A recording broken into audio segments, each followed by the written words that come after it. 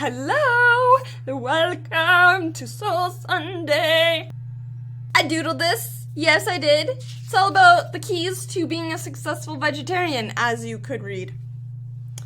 So, let me open it up here. This is all advice from me that I have experienced and thought through, and I feel like it's really solid, okay? So let's get on with it. First off, definitely try new foods, try new recipes, and find food that you love. When you're starting out being vegetarian, don't just eat fries, okay? Find some food that you really enjoy. Kind of along with that, but on another note, figure out how to convert your favorite foods. So if you love, for me, example, Mexican food like enchiladas, usually ground beef, find a great recipe or make it yourself, try it out, whatever's your way, and make it to be vegetarian friendly. I like to add like some beans, some different spices. It's actually super tasty, and all the sauce and cheese and onions, that's all the same. So all those flavors are still the same. It's just really the texture that changes. Next, find some support. So if it's friends who are also vegetarian or even thinking about vegetarianism or veganism, or if they just kind of are thinking about animal rights, that's so great. It's so great to have someone you know. But if you don't even know anyone who's vegetarian, YouTube videos, right? There's tons of vegetarians on YouTube. Like me. And it can just be even an acquaintance. Who knows? The things that you can bond over. Mwah. Muy bien, muy bien. That was terrible. I'm sorry. Next, don't blame yourself when you accidentally eat meat, if and when you accidentally eat meat. I have done this actually multiple times, and I feel stupid, but I'm not going to feel guilty for doing something on accident, right? The first time, it was like, I was just a fresh little veggie girl. I was at IKEA, I was so super hungry, and someone was like, I'm gonna go get a hot dog, I'm really hungry. I'm like, yeah, okay, get me one too. And the lineup is so super fast there, you know, and so I grab the hot dog, I take a bite, and I'm like, oh crap. And they're like, what? And I'm like, I'm vegetarian, I cannot eat this. Didn't even click in my head until I took a bite. Another time at work, we had like staff lunch, and there was soup. There was minestrone soup. Usually that is safe. I've had that in other places and been like, is it vegetarian? And they're like, yeah. But apparently this one had bacon in there, and I had a full bowl. Then day 2, I was having another bowl.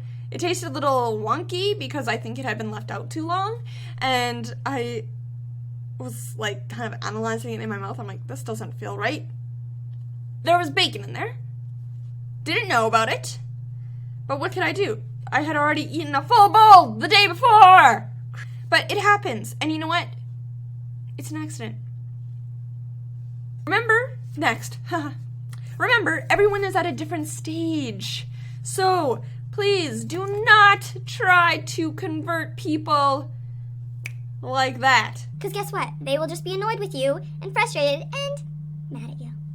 I would say let them come to you. If they're interested and they want to know why you're vegetarian or why you've made some changes, gently explain your opinion, right?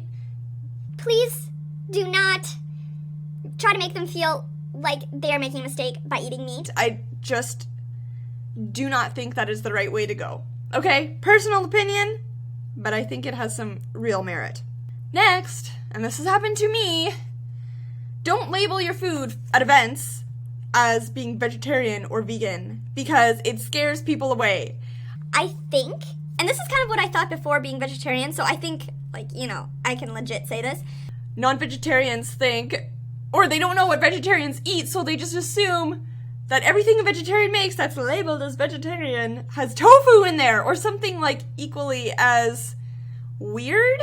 So don't label your vegan chili as being vegan because no one will eat it and you'll take the whole crock pot full home and have to eat it all by yourself. I mean, I love chili, but still, you know, I kind of wanted some of it to be gone. Next, it is really cool if you can either journal or just somehow remember the date that you started. Because it's cool to know, like, you know, this is where I started, here's where I am now, this is how long it's taken me to not crave meat, or whatever, you know, find out my favorite recipe for this kind of food. Stuff like that. And it's cool to have like a tangible, I've been vegetarian for a year and 1 month or something, you know? I just think it just makes you feel really strong to have that tangible nugget. Vegetarian nugget. Next, keep educating yourself. Do not stop just because now you're vegetarian, you don't have to watch those kind of documentaries, blah, blah, blah. You know, keep watching them. It's good to keep learning. With everything. Not just vegetarianism and whatever, but you're vegetarian, learn about veganism. Learn about what else there is, right? I think it's so cool. I love learning. I think it's great. It's great for your brain.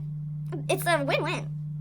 When other people get you down, remember that you used to be just like them, okay? So when people kind of talk to me with a judgmental tone, I just remember, you know, I used to think vegetarians didn't really know what they were missing. Like crispy fried chicken, you know, what are they thinking? Why are they missing out? But really, we're not missing out. So just remember you used to be at that same stage, and also remember why you started in the first place, okay?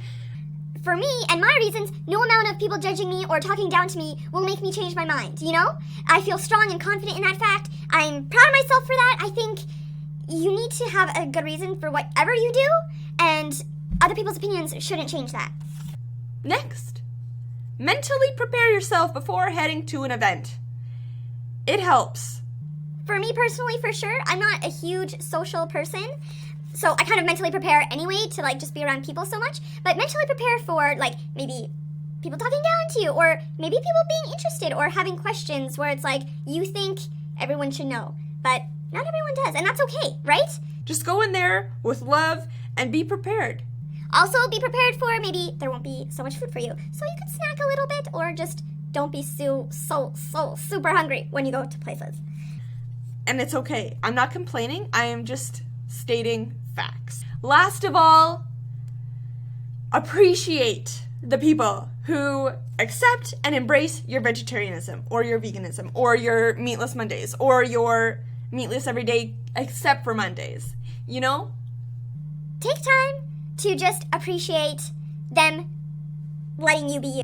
My grandma, for instance, after I became vegetarian, every gathering she's like, Megan, like what kind of food would you like to be vegetarian? What kind of food should we try out?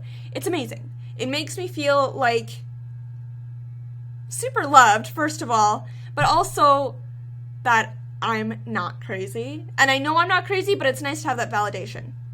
So those are my top 11 tips for being successful as a vegetarian.